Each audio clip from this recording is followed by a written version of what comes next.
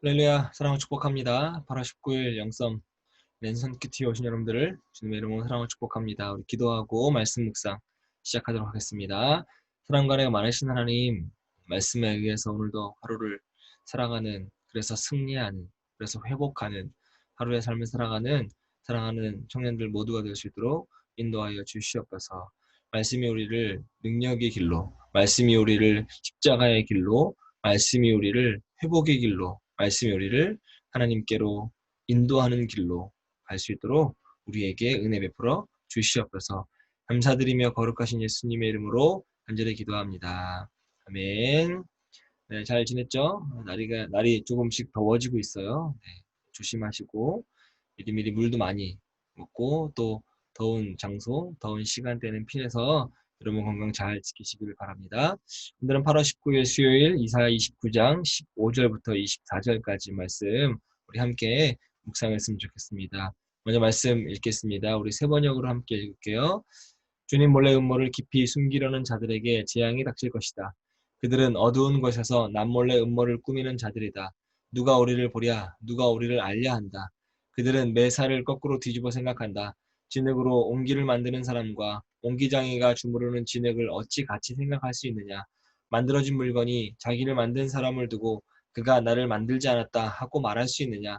빚어진 것이 자기를 빚은 사람을 두고 그는 기술이 없어 라고 말할 수 있느냐. 레바논의 밀림이 기름진 밭으로 변하고 그 기름진 밭이 다시 밀림으로 변하는 것은 시간 문제이다. 그날이 오면 듣지 못하는 사람이 두루마리의 글을 읽는 소리를 듣고 어둠과 흑암에 쌓인 눈먼 사람이 눈을 떠서 볼 것이다. 천한 사람들이 주님 안에서 더없이 기뻐하며 사람들 가운데 가난한 사람들이 이스라엘의 거룩한 분 앞에서 즐거워할 것이다. 포악한 자는 사라질 것이다. 비웃는 사람은 자취를 감출 것이다. 죄 지을 기회를 엿보던 자들이 모두 끝장날 것이다. 그들은 말 한마디도 사람에게 죄를 뒤집어 씌우고 성문에서 재판하는 사람을 올무에 걸리게 하며 정당한 이유 없이 의로운 사람의 권리를 박탈하던 자들이다. 그러므로 아브라함을 구속하신 주님께서 곧 야곱 족속의 주 하나님께서 이렇게 말씀하신다. 이제 야곱이 다시는 부끄러움을 당하지 않을 것이고 이제 그의 얼굴을 다시는 수모 때문에 창백해지지 않을 것이다. 야곱이 자기의 자손 곧 그들 가운데서 내가 친히 만들어준 그 자손을 볼 때 그들은 내 이름을 거룩하게 할 것이다. 야곱의 거룩한 분을 거룩하게 받들며 이스라엘의 하나님을 경외할 것이다. 그래서 마음이 혼미하던 사람이 총명해지고 거스르던 사람이 교훈을 받을 것이다. 아멘. 네, 오늘은 이사야 29장 15절부터 24절인데 제목을 지어봤습니다. 끝까지 망할 것이냐 아니면 망했다가 회복할 것이냐 라고 하는 건데 누가 끝까지 망할 거냐라고 하는 거죠.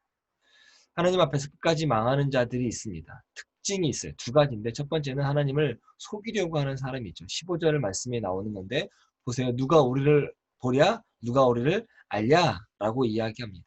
즉 하나님이 모르신다. 하나님이 보실 수 없다. 라고 생각하면서 하나님을 속이는 거죠. 하나님 앞에서는 행동보다 무언가 위대한 일을 하는 것보다 바른 태도가 훨씬 중요한데 그 바른 태도가 무엇이냐면 바로 정직이라고 하는 겁니다. 악한 계획을 꾸미고 그 계획이 악하기 때문에 하나님께 숨길 수밖에 없는 사람, 재앙 피할 길이 없고요. 수정적인 패망 피할 길도 없습니다.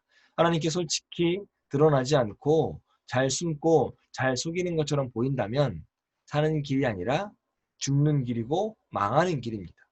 두 번째는 하나님을 톡이나 피조물로 보는 거죠. 16절 말씀인데 진흙으로 옹기를 만드는 사람과 옹기장이가 주무르는 진흙을 어찌 같이 생각할 수 있느냐. 또 그가 나를 만들지 않았다라고 이야기하고 그는 기술이 없어라고 말한다는 것이죠. 자신을 토기장이요 창조주인 것처럼 행동하면서 하나님은 톡이나 피조물로 여기는 자, 하나님을 자기 뜻대로 움직이려 하고 하나님을 우상으로 간주해서 문제를 해결할 능력도 총명도 없는 존재로 여기는 자, 어때요? 반드시 망하게 돼요. 저는 이거 묵상하면서 한 사람이 떠올리더라고요. 지금 사랑제일교회 담임하고 있는 정광훈 씨. 자신을 하나님처럼 생각해요. 자신을 창조주라고 생각해요. 그래서 하나님은 자기 뜻대로 움직이려 하고 하나님을 우상으로 간주해서 문제 해결 능력도 총명도 없는 자로 여기는 자기가 해결 능력 있다고 생각하면서 지금 대한민국을 이렇게 아주 아수라장으로 만들어가고 있잖아요. 어때요? 패망의 길로 갈 거라고 생각합니다. 망했다가 회복하는 사람이 있습니다. 망했다가 회복하는 사람들이 어떤 사람들이냐면 18절과 19절에 나와요. 하나님 앞에 정직하고 진실한 사람, 망했다 할지라도 회복하게 될 줄 믿습니다. 자신이 토기장이의 손에 들린 토기임을 알고 겸손히 토기장이의 긍휼을 구하는 사람, 하나님 결코 외면하지 않으시고 버리지 않으셔요. 망하지 않는다면 좋겠지만 사람은 모두 죄인이어서 망하지 않을 사람 없습니다. 그렇다면 모두 망한다면 운명이 갈라지는 지점이 망한 다음이 될 거예요. 다 망해요. 근데 누구는 망한 사람으로 계속 나아갈 것이고 누구는 망한 그 지점에서 회복할 거다라고 하는 거죠. 교만하고 속이는 자로 살아서 영원히 망하고 결코 회복되지 못하는 사람이 될 것인지 정직하고 겸허하게 하나님 앞에 엎드려서 긍휼을 구하여 망했지만 회복되는 사람이 될 것인지 중에서 여러분 이거는 우리가 선택해야 합니다. 반드시 선택해야 합니다. 중요한 건 왜 회복해야 되냐라고 하는 거죠. 망했다가 회복되어지는 그 모습이 있습니다.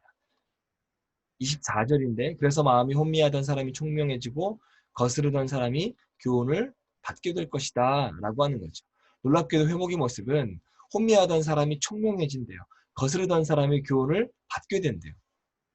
회복이 뭔가 우리가 알고 있듯이 가난했던 사람이 부를 갖게 되어지는 회복이 아니고 아주 건강하지 못했던 사람이 건강을 회복하는 것 그것이 우선이 아니에요. 그것도 물론 회복입니다. 그러나 회복의 본질은 무엇이냐면 혼미해서 엉뚱한 길로 가던 사람이 총명해져서 바른 삶의 길을 알게 되고 분별하게 되는 거죠.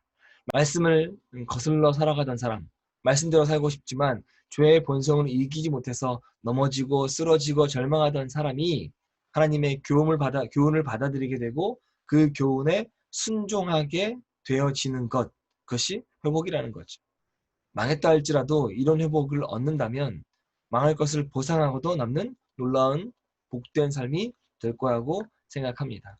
여러분 지금 본인이 망했다 생각하세요? 괜찮아요. 다시 회복의 역사가 있을 겁니다. 근데 그 회복의 역사가 내 스스로 결심해서 회복으로 가볼까라고 해서 갈 수 있는 게 아니라고 하는 거죠. 열심히 일해서 돈을 벌 수 있죠. 또 건강을 열심히 챙겨서 건강의 회복을 가질 수 있어요. 그러나 성경이 말하는 진정한 회복의 본질은 아니라고 하는 겁니다. 우리가 선택하는 건 하나님을 선택하면, 말씀을 선택하면, 또 주님께서 우리에게 주시는 말씀을 순종하겠다라고 하면 선택하면 여러분 우리는 넘어지고 쓰러지고 절망하던 그 순간에 그 자리에서 일어나서 회복할 줄 믿습니다. 여러분 넘어지는 거 괜찮아요. 쓰러지는 거 괜찮습니다. 그러나 회복이 우리 안에 있어야 돼요. 회복하는 여러분 되시기를 바랍니다. 저도 기도하고 여러분도 스스로 기도하시기 바라요. 그리고 하나님을 선택하시고 말씀을 선택하시고 또 하나님이 나에게 주시는 말씀 순종하겠다라고 선택하면 하나님이 여러분에게 회복의 삶을 허락하실 줄 믿습니다. 그 회복의 삶을 갖고 오늘 하루도 승리하시고 기쁨으로 보내는 한 날 되시기를 주님의 이름으로 축복합니다. 네, 일주일 한 중간쯤 왔어요. 힘들 때일 수도 있습니다. 또 날이 더워서 또 지칠 수도 있어요. 그러나 지치지 않고 건강하게 또 수요일 잘 보내고 한 주 잘 보내고 또 기쁨으로 또 주일날 만나는 여러분 되시기 바랍니다. 주일 만나기 전에 내일 또 영상으로 만났으면 좋겠습니다.